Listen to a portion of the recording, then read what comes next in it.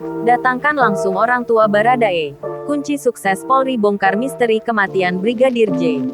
Banyak orang memuji peran pengacara baru Baradae atas keberhasilan membongkar pembunuhan berencana yang didalangi Irjen Verdi Sambo.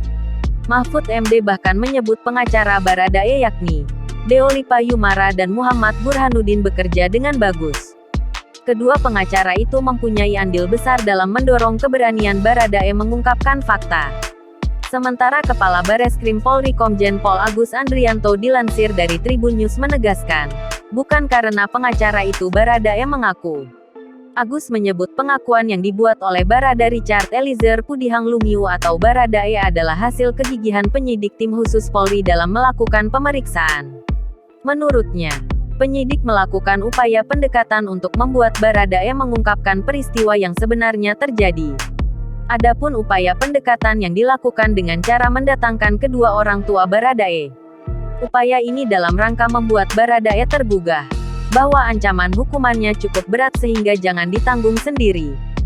Sehingga Baradae secara sadar membuat pengakuan. Agus menyebut tidak fair apabila ada orang ditunjuk sebagai pengacara untuk mendampingi pemeriksaan terus berbicara seolah-olah pekerjaannya.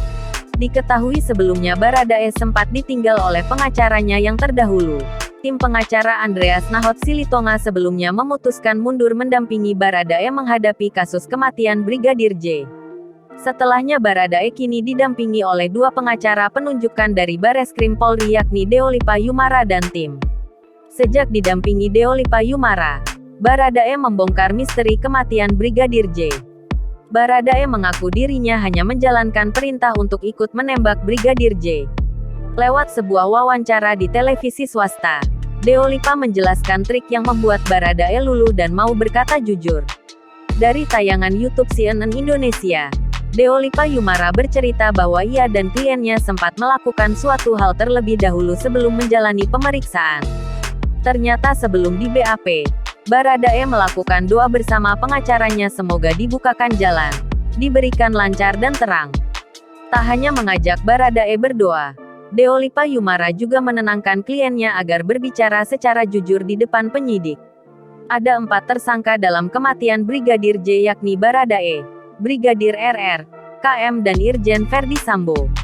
Pengusutan kasus ini terus berjalan, tidak menutup kemungkinan jumlah tersangka bertambah. Adapun peran keempat tersangka yang sudah ditetapkan yakni Baradae menembak korban. Brigadir RR turut membantu dan menyaksikan penembakan. KM turut membantu dan menyaksikan penembakan korban. Sedangkan Irjen Verdi Sambo menyuruh melakukan penembakan dan menyusun skenario peristiwa seolah terjadi tembak-menembak di rumah dinas di Duren 3. Berdasarkan hasil pemeriksaan keempat tersangka, menurut perannya masing-masing, penyidik menerapkan pasal 340 subsidiar 338 Jo pasal 55 dan 56 KUHP.